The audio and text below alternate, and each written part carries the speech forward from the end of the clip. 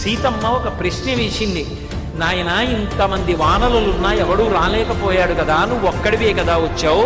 రేపు పొద్దున్న రామరావణ సంగ్రామం ప్రారంభమైతే ఎవడు రా నాయన ఈ లంకా పట్టడానికి రాగలిగిన వాడు అని అడిగింది. అడిగితే ఆయన అన్నారు, అమ్మా నీకు తెలియక అడుగుతున్నావా? నీకు తెలిసే ఈ ప్రశ్న వేస్తున్నావు. సాధారణంగా అంతఃపుర స్త్రీల దగ్గరికి పంపించేటప్పుడు తన దగ్గర ఉన్నటువంటి వాళ్ళల్లో తనతో అందరికన్నా తక్కువ బలం ఉన్నటువంటి వాణ్ణి పంపిస్తారు. కాబట్టి సుగ్రీవుడి దగ్గర అందరికన్నా తక్కువ బలం ఉన్నవాణ్ణి నేను కాబట్టే రామచంద్రమూర్తి ఇల్లాలివైన నీ దగ్గరికి నన్ను పంపించారు. సుగ్రీవుడి దగ్గర ఉన్న ఎవరైనా నాతో సమాన బలురు, నాకన్నా అధికులు. నాకన్నా తక్కువ బలం ఉన్నవాడు సుగ్రీవుడి దగ్గర లేడమ్మా. ఎవరు అనగలరా అన్నమాట?